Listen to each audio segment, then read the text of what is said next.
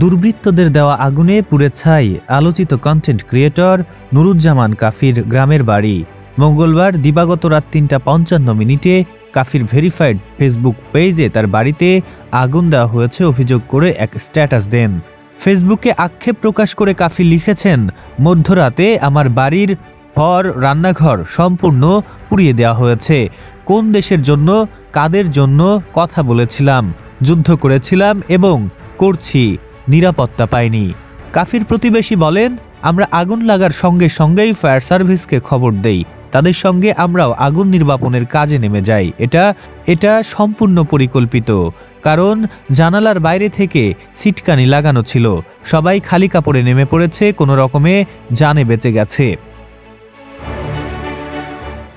এই ঘটনায় আক্ষেপ করে কাফির বাবা মাওলানা মোহাম্মদ এবিএম হাবিবুর রহমান বলেন, আগুনে পুড়ে সব শেষ হয়ে গেছে, আর কিছু নেই।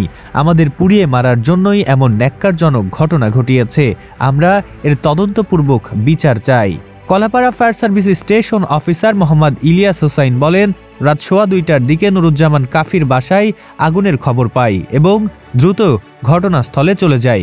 ঘটনাস্থলে যেয়ে দেখি আগুন সিলিংয়ে উঠে গেছে। তিনি আরও বলেন, আমরা সর্বোচ্চ শক্তি দিয়ে দ্রুত সময়ের মধ্যেই আগুন নিয়ন্ত্রণে আনতে সক্ষম হই। পাশের গোয়াল ঘরটাকে নিরাপদ রাখতে পেরেছি। মানুষের কোনো ক্ষয়ক্ষতি হয়নি। বাড়ির সবাই নিরাপদে ও অক্ষত আছে। উল্লেখ্য, কাফির বাড়ি পটুয়াখালী জেলার কলাপাড়া উপজেলায়। তার বাবা রাজপাড়া দ্বীন-এ এলাহি দাখিল মাদ্রাসার সুপার। তারা দুই ভাই। তিনি 2019 সাল থেকেই ভিডিও কন্টেন্ট তৈরির কাজ শুরু করেন। তিনি করোনার সময় মশার কয়েল ও প্রাক্তনকে নিয়ে করা কন্টেন্টে ভাইরাল হয়েছেন। কাফি মূলত বরিশালের আঞ্চলিক ভাষায় ভিডিও তৈরি করে থাকেন। ভিডিওগুলোতে হাস্যরসের মধ্যে দেশের সংকটময় পরিস্থিতি সহ নানা অসঙ্গতি, দুর্নীতি, অনিয়মের প্রতিবাদ থাকে। বর্তমানে সোশ্যাল মিডিয়ায় তাকে নিয়ে নানান আলোচনা সমালোচনা হচ্ছে।